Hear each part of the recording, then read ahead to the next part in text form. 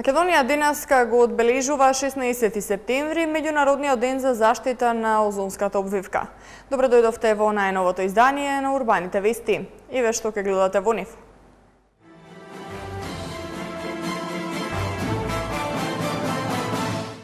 На сите 24 универзитети во државата денеска започна новата академска 2013-2014 година.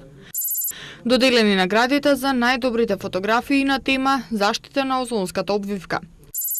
Борче Митевски во Словенија за размена на искуства од комунална инфраструктура. Цената на огревното дрво останува непроменета. Проекција на филмското творештво на браќата Манаки во рамки на фестивалот Браќа Манаки.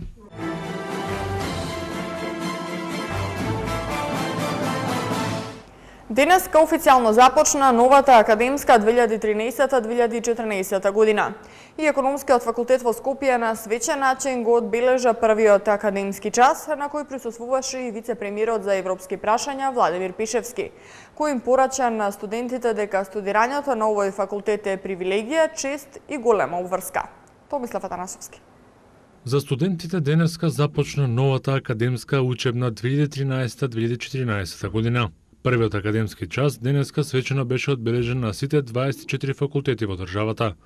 На 5 јавни универзитети во Скопје, Битола, Тетово, Штип и Охрид оваа година беа слободни 25.624 места за нови студенти, од кои 10.351 на Универзитетот во Скопје. Вице-премиерот заложен за економски прашања Владимир Пишевски денеска се обрати на првиот академски час на Економскиот факултет на Скопскиот универзитет Свети Кирил и Методи. Тој ги потсети студентите дека периодот додека студираат ќе им ја определи целата на тамошна кариера и им порача дека доколку стекнат работни навики, знаење и самодоверба во себе, нивната кариера ќе се одвива успешно. Пешевски посочи дека според ранглистата на Шангајскиот Џиаотонг универзитет, Свети Кирил и Методи е водечкиот универзитет во Република Македонија, а студирањето на Економскиот факултет во Скопје е привилегија, чест и голема обврска.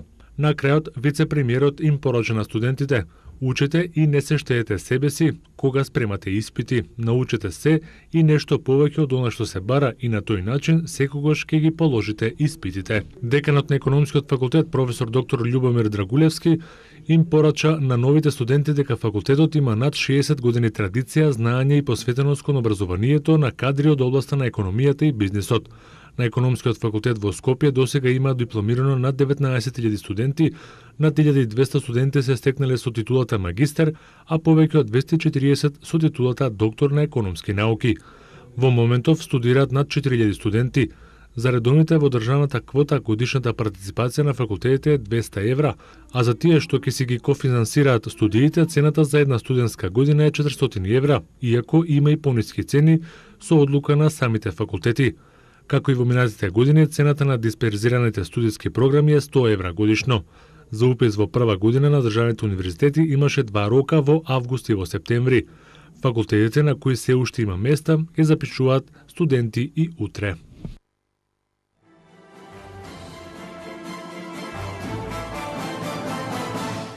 Се повеќе населението станува свесно за опасноста која не демне од проширувањето на озонската обвивка. Иако првиот впечаток е дека моќта да го заштитиме озонот не е во наши раце, сепак со совесно живење можеме да дадеме голем придонес во заштита на озонот. Првиот чекор е алтернативни начини на разладување, наместо клима уреди. Елизабета Дамјановска. Веќе 18 години во светот и кај нас 16 септември се одбележува во знакот на заштитата и зачувувањето на озонската обвивка. Со тоа се прават напори да се зголеми свеста кај населението за важноста која озонот го има за живиот свет.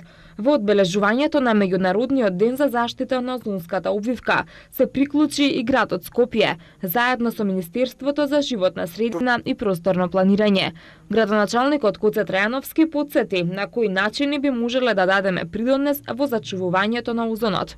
Да им се обратам на сите граѓани, правни и физички лица, при изведбата на објектите да применуваат современи разладни системи, со што ќе се надминат проблемите со актуелните начини на ладење, дел од кои се многу ефектно регистрирани од страна на учесниците на овој конкурс. Со тоа, сите ќе го дадат и својот личен придонес, надвор од институционалните активности за заштита на озонската обвивка, а со тоа и на обстојувањето на животот на нашата планета. Градот Скопје во сферата на активностите за заштита на животна средина и природата има одлична институционална и колегијална соработка. Град Скопје во соработка со Министерството за животна средина спроведе конкурс на тема Заштита на озонската обвивка.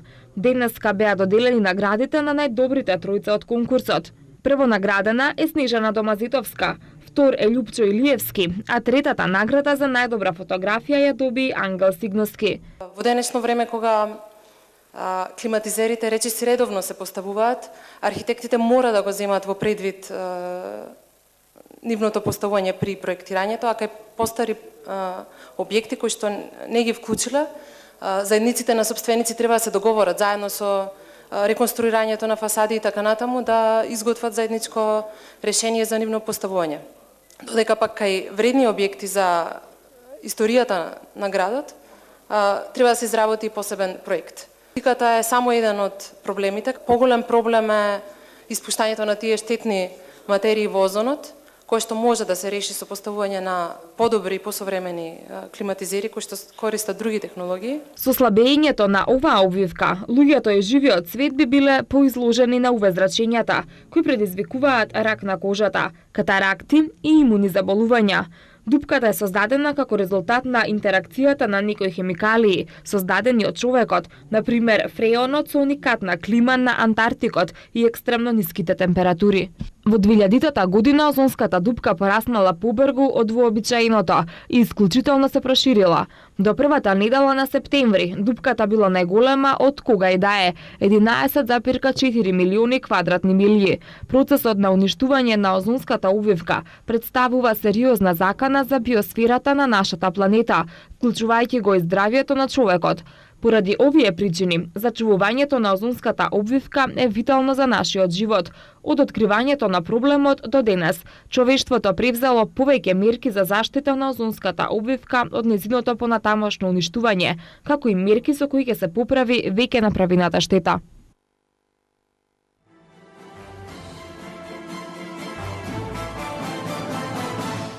Размена на искуства од комунална инфраструктура, запознавање со работа на пречистителни станици, како и средба со представник од Центарот за меѓународна соработка и развој за финансиска поддршка на одредени проекти беше целта на посетата на Република Словенија од страна на градоначалникот на општина Петровец Борче Митевски.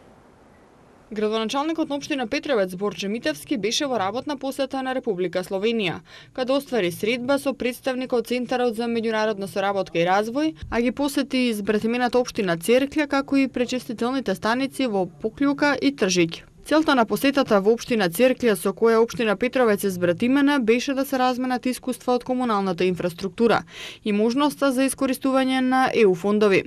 Двете општини соработуваат во повеќе области, односно за развој на економски, културен, туристички и спортски план, за соработка и развој во делот на размена на искуства во локалните самоуправи и пренесување искуства во сферата на европските проекти. На средбата со представникот од Центарот за меѓународна соработка и развој стана збор за аплицирање со проекти за доделување на финансиска поддршка во вид на неповратни грантови.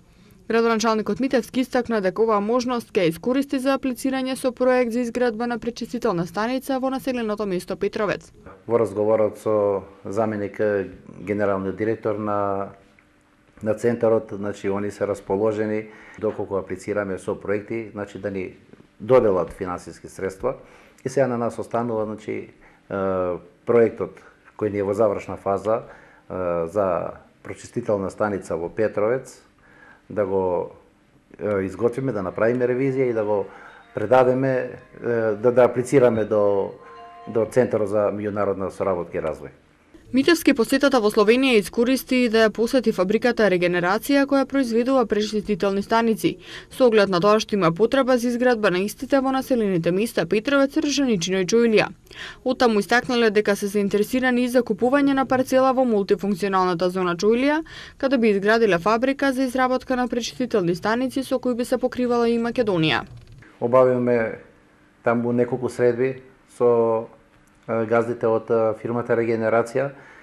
Заинтересирани се не само да понудат нивни производи, него и да купат парцела во мултифункционалната зона Џоилија, каде што нивните производи тука би ги донеле и би ги понудиле на нашиот пазар.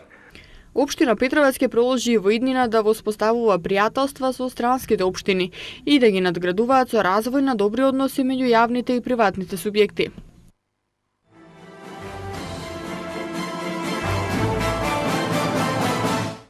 Пензионерите во општина Центар го добија второто каче за дружење. Просториите на урбаната заедница Мирчацев од денеска се место каде што возрастните граѓани од општината ќе можат да се дружат, да се информираат и да играат шах и табла. Павле Спасев од Сдруженијето на пензионери на општина Центар во име на сите изрази благодарност за отстапената просторија од општината и се заблагодарија за добрата соработка со општината и градоначалникот Џерновски.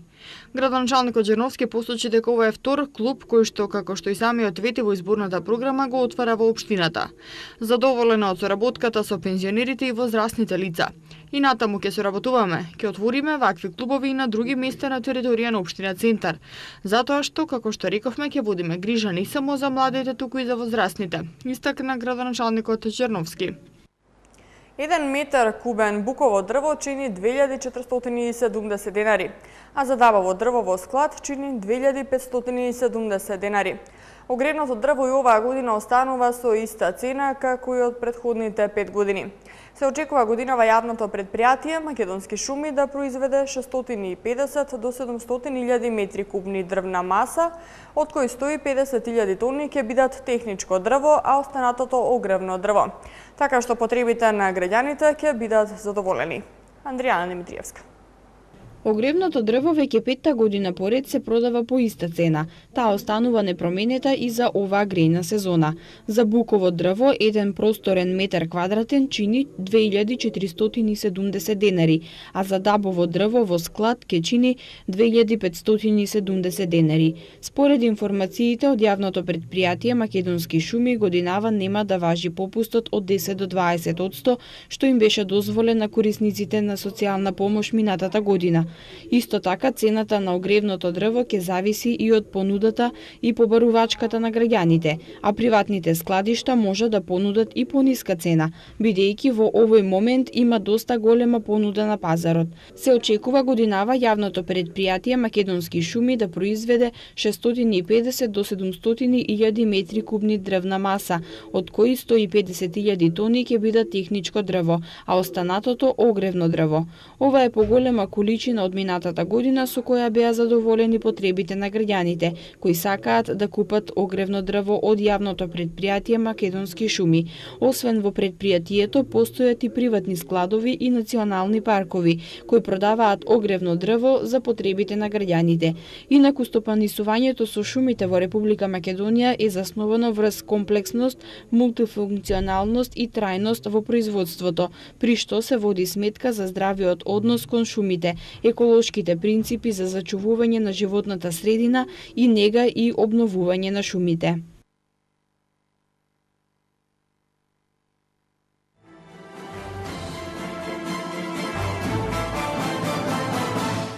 Свеченото отворање на 34-тото издание на Интернационалниот фестивал на филмска камера Браќа Манаки, на кое продефилираа врвни имиња од светот на филмската уметност, уште еднаш го етаблира овој фестивал во рангот на познатите филмски фестивали во Венеција, Берлин и Кан. Централниот настан од фестивалот ќе биде денеска со проекцијата на Црно-бело со пијано, каде заедно со Кинотека на Македонија првпат ќе бидат прикажани сите дигитализирани филмови од филмското творештво на браќата Манаки во пијано придружба на групата Маротови. Ивана Митковска. Започна филмската маѓија во Битола. Во саботата свечено беше отворено 34-тото издание на Интернационалниот фестивал на филмска камера Браќа Манаки. Македонскиот председател Ѓорги Иванов го прогласи фестивалот за отворен, истакнувајќи дека Битола е македонска филмска престолнина, во која се одржува најстариот фестивал на светот, што го вреднува авторскиот придонес на директорите на фотографија. На црвениот тепих продефилираа врвни имиња од светот на филмската уметност заедно со големиот број гости. Премиерно беше прикажан филмот Соба со пијано на македонскиот режисер Игор Иванов Изи.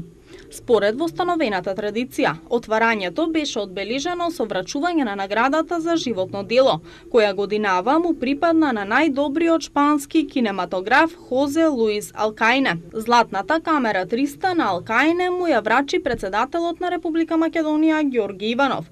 Прв пат годинава беше доделена и нововостановената награда на Друштвото на филмските професионалци за врвни достигнувања во македонската кинематографија, голема звезда на македонскиот филм. Првата награда му е доделена на легендарниот македонски режисер Кирил Ценевски. За комплетно уживање во филмската магија свој придонес даде и новата дигитална опрема во однос на кристално чиста слика и перфектниот звук. Во холот на Центарот за култура во Битола присутните гости имаат можност да погледнат и видеоанимација од изгледот на киното на браќата Манаки Корзо, која е во фаза на реконструкција, да се запознаат со програмата и подржувачите на фестивалот. Централниот настан од фестивалот ќе биде денеска со проекцијата на Црно-бело со пијано, каде заедно со Кинотека на Македонија прв пат ќе бидат прикажани сите дигитализирани филмови од филмското творештво на браќата Манаки во пијано придружба на групата Маротови. Во главната програма се сместени 12 филма, нови визии 6 проекти, 8 документарни наслови, 9 краткометражни филмови, а за најмладите бесплатно ќе бидат прикажани и 5 филма, а ќе бидат проектирани и 2 филма во чест на лауреатите Хозе Алкајн и Ањес Годар.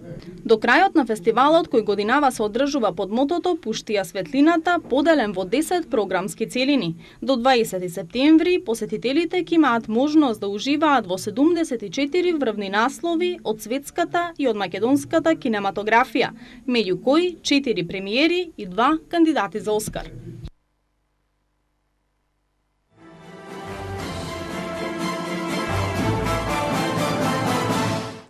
Министерството за економија воведува нова услуга – потсетник за истекување лиценца. Електронски ќе се информираат деловните субјекти 30 дена пред истекот на лиценцата. Ваквото решение го нуди предлог законот за изменување и дополнување на законот за трговија што го усвои владата, а целта е да се обезбеди улеснување за бизнис секторот. Досегашните искуства покажува дека голем дел од деловните субјекти ненавремено ги обновуваа своите лиценци по истекот на рокот за важноста на претходно издадената лиценца, со што сносаа ризик за санкционирање при инспекциски надзор. Затоа е предвидено Министерството за економија 30 дена пред истекот на рокот на важноста на претходно издадената лиценца да го потсетува носителот на лиценцата преку електронска порака на имейл адресата и со SMS порака за периодот на важноста. Денеска на Европското првенство во кошарка во Словенија ќе бидат познати четвртфиналните двојки. Повеќе спортски информации гледаме веднаш по рекламите.